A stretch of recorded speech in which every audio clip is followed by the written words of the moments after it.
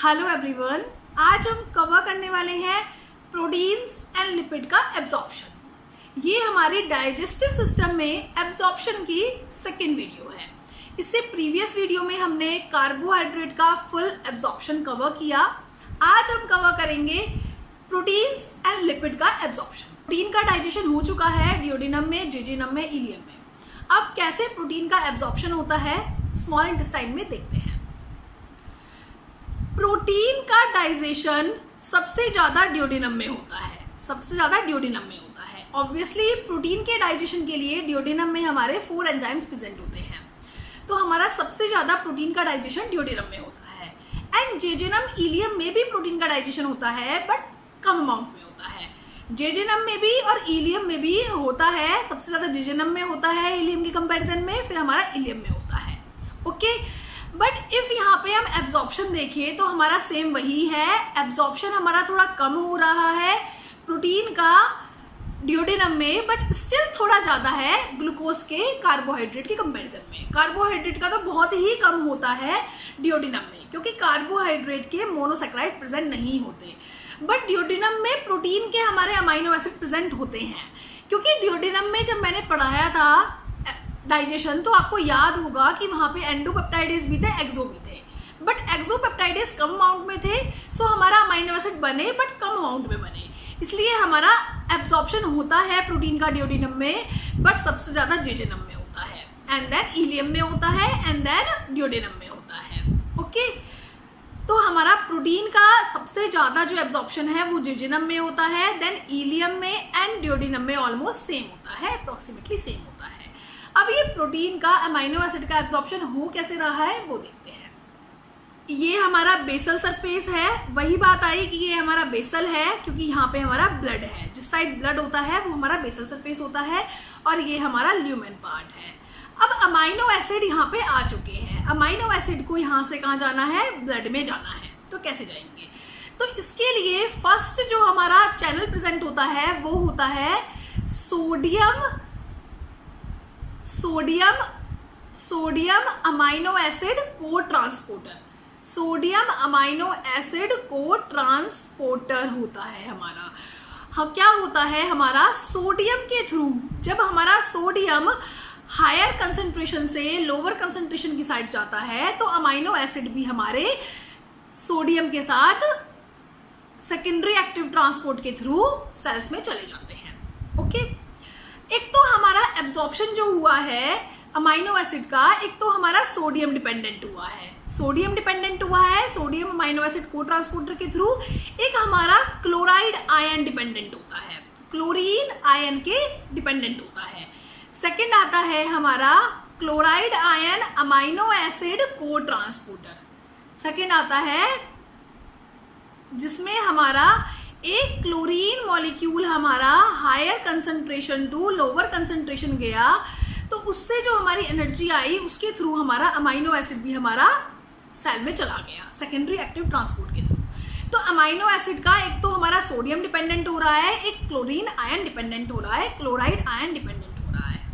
Okay, अब यहाँ पे हमारा सोडियम बहुत ज़्यादा हो जाएगा ऐसे धीरे धीरे करते करते, और बाहर कम हो जाएगा। इसकी वजह से हमें यहाँ पे सोडियम कम रखना पड़ता है, जिससे कि यहाँ पे लोअर कंसंट्रेशन रहे सोडियम की, और हमारा easily higher concentration to lower concentration sodium transport हो जाए और साथ में हमारे अमाइनो एसिड को भी ले आए। तो उसके लिए हमारा क्या प्रेजेंट होता है, थर्ड चैनल देखिए बेसल सरफेस पे, तो सोडियम पोटेशियम एटीपीएस प्रेजेंट होता है, जैसे हमारे कार्बोहाइड्रेट में प्रेजेंट था, जिसकी वजह से हमारे सोडियम बाहर चले जाते हैं और पोटेशियम अंदर आ जाते हैं। समझ में आया यहाँ तक? एक तो आ गया हमारा को ट्रांसपोर्ट, कि हमारा अमाइनो एसिड का कैसे कैसे को ट्रांसपोर्ट हुआ सेकेंडरी एक्टिव ट्रांसपोर्ट के थ्रू, कैसे को ट्रांसपोर्टेशन हुआ।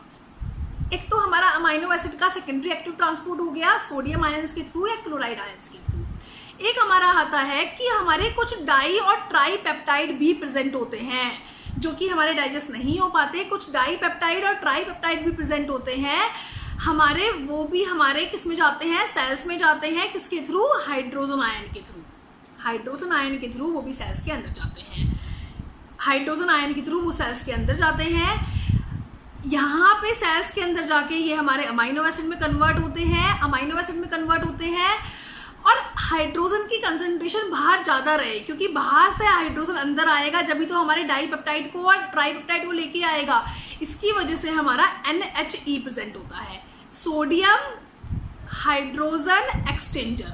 सोडियम हाइड्रोजन एक्सचेंजर प्रेजेंट होते हैं, जो कि हमारे सोडियम अंदर आते हैं और हमारे हाइड्रोजन बाहर चले जाते हैं। हाइड्रोजन बाहर चले गए, फिर से हमारे हाइड्रोजन अंदर आएंगे और डाई और ट्राईपेप्टाइड को लेके अंदर आएंगे। अब हमारा इस सेल के अंदर अमाइनो एसिड हो गए हैं, चाहे वो हमारे सोडियम अमाइनो एसिड को ट्रांसपोर्ट के थ्रू आए हैं, चाहे वो हमारे क्लोरीन अमाइनो एसिड को ट्रांसपोर्ट के थ्रू आए हैं, चाहे वो डाईपेप्टाइड और ट्राईपेप्टाइड की फॉर्म में आके अमाइनो एसिड की फॉर्म में अब आए हैं। वो सब हमारे डिफ्यूज आउट हो जाते हैं, ब्लड में डिफ्यूज आउट हो जाते हैं अमीनो एसिड ट्रांसपोर्टर के थ्रू, अमाइनो एसिड ट्रांसपोर्टर के थ्रू। तो हमारा फोर्थ जो प्रेजेंट होता है, एक तो हमारा पेप्टाइड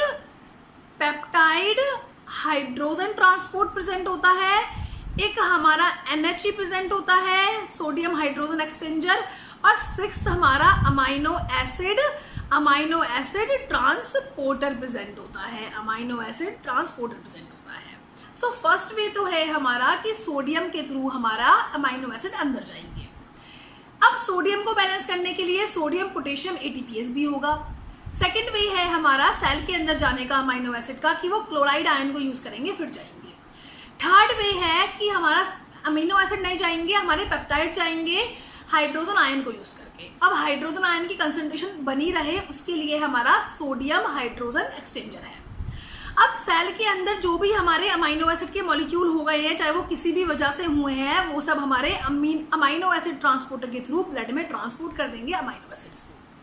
इस तरीके से हम ल्यूमन से ब्लड में जा चुका है अमाइनो एसिड, और हमारा बोल सकते हैं प्रोटीन का एब्जॉर्प्शन हो गया है। एब्जॉर्प्शन बहुत मेन पार्ट है CSIR नेट JRF के लिए। डाइजेस्टिव सिस्टम में क्वेश्चन आए और वो एब्जॉर्प्शन से ना आए, ऐसा हो ही नहीं सकता। ओके, ये हुआ हमारा प्रोटीन का एब्जॉर्प्शन। सेकेंड आता है लिपिड एब्जॉर्प्शन। देखते हैं लिपिड एब्जॉर्प्शन कैसे होता है। लिपिड का सबसे ज़्यादा डाइजेशन ड्यूडेनम में होता है, जेजेनम में और इलियम में बहुत रेयर होता है, क्योंकि उसमें प्रेजेंट नहीं होते लाइपेसेस। बट स्टिल यहाँ पे हमारा लाइपेसेस से डाइजेशन हो रहा है, वही जेजेनम और इलियम में चलता है, अदरवाइज न्यू डाइजेशन स्टार्ट नहीं होता। ओके, और एब्जॉर्प्शन जो है, एब्जॉर्प्शन हमारा ड्यूडेनम में होता है, सबसे ज़्यादा जेजेनम में होता है, फिर इलियम में होता है। हर चीज़ का ये एब्जॉर्प्शन हमारा जेजेनम में ज़्यादा है, क्योंकि ड्यूडेनम में तो डाइजेशन हो रहा है, फिर जेजेनम में एब्जॉर्प्शन हो रहा है, जो कुछ रह गया वो इलियम में हो रहा है, और हमारा फिर इलियम में और हमारा ड्यूडेनम में ऑलमोस्ट सेम है। सबका ही डाइजेशन जेजेनम में ज़्यादा होता है। जेजेनम बहुत ज़्यादा रोल प्ले करता है एब्जॉर्प्शन में, और ड्यूडेनम बहुत ज़्यादा रोल प्ले करता है डाइजेशन में। इसको बिल्कुल माइंड में रखना कि जेजेनम हमारा एब्जॉर्प्शन के लिए रिस्पॉन्सिबल है, जेजेनम हमारा एब्जॉर्प्शन की उसकी कैरेक्टरिस्टिक प्रॉपर्टी ही एब्जॉर्प्शन है, और हमारा ड्यूडेनम की प्रॉपर्टी ही हमारा डाइजेशन है। अब देखते हैं लिपिड का एब्जॉर्प्शन कैसे हो रहा है। इफ हम लिपिड का एब्जॉर्प्शन याद रखें तो हमारे फैटी एसिड फर्स्ट होते हैं, फैटी एसिड थर्ड आ जाते हैं, और हमारा 2 मोनोग्लिसरॉल बचता है, जिसमें हमारा सेकेंड पोजीशन पे फैटी एसिड होता है, और हमारा थर्ड पोजीशन और फर्स्ट पोजीशन फ्री होती है। इसलिए इसको बोला 2, मतलब सेकेंड पोजीशन के लिए मोनोग्लिसरॉल मतलब ग्लिसरॉल है और उसके साथ एक फैटी एसिड प्रेजेंट है, इसलिए मोनोग्लिसरॉल। 2 मोनोग्लिसरॉल प्रेजेंट होता है। ये सब हमारे एब्जॉर्ब हो जाते हैं सेल्स में। ये जो सेल्स हैं हमारी, उसमें एब्जॉर्ब हो गए, सेल्स में हमारे एब्जॉर्ब हो गए। अब होता क्या है, सेल्स में एब्जॉर्ब हो गए तो ये हमारा 2 mg था, 2 मोनोग्लिसरॉल था। इसमें हमारा mono acyl glycerol acyl transferase, mono acyl glycerol में एसाइल ट्रांसफरेज के थ्रू हमारा F1 फैटी एसिड जो है वो हमारा ऐड हो जाता है। फिर हमारा ये बन गया डाइग्लिसरॉल, ये हमारा बन गया डाइग्लिसरॉल, क्योंकि इसमें 2 फैटी एसिड प्रेजेंट है। तो फिर diacylglycerol acyltransferase की हेल्प से हमारा थर्ड फैटी एसिड भी हमारा ऐड हो जाता है। अब ये हमारा बन गया ट्राइग्लिसरॉल, ये हमारा बन गया ट्राइग्लिसरॉल। ओके, अब ये ट्राइग्लिसरॉल जो है, इट मीन्स जो हमारा डाइजेशन हुआ था वही हमारा अब फिर से बिल्डअप हो गया। अब आप सोचेंगे ये बिल्डअप हो गया तो डाइजेशन का क्या फ़ायदा। इफ़ डाइजेशन नहीं होता तो हमारा ये जो फुल मॉलिक्यूल था ट्राइग्लिसरॉल या डाइग्लिसरॉल, ये कभी एब्जॉर्ब नहीं हो पाते, क्योंकि इनका साइज़ बड़ा होता है, ये इनका मॉलिक्यूलर वेट हाई होता है, साइज़ भी बड़ा होता है, इसलिए ये एब्जॉर्ब नहीं हो पाते। इसलिए हमारे 2 फैटी एसिड को निकाला जाता है जिससे कि ये एब्जॉर्ब हो जाए। अब ये एब्जॉर्ब हो गया, ट्राइग्लिसरॉल आ गया है हमारा। अब ट्राइग्लिसरॉल क्या करता है? ट्राइग्लिसरॉल के साथ हमारा फॉस्फोलिपिड्स, कोलेस्ट्रॉल, एपोलिपोप्रोटीन ये सब मिलती हैं। ट्राइग्लिसरॉल इन सब के बिटवीन प्रेजेंट होता है और ये सब उसको चारों तरफ से कवर कर लेती है, बिकॉज हमारा ये फैटी एसिड है, हमारा ये लिपिड है, हमारा वाटर फोबिया है, इसको हाइड्रोफोबिक कंपाउंड है, इसलिए हमारा ये सब इसको कवर कर लेती हैं। इस स्ट्रक्चर को बोलते हैं काइलोमाइक्रोन, इसको बोलते हैं काइलोमाइक्रोन।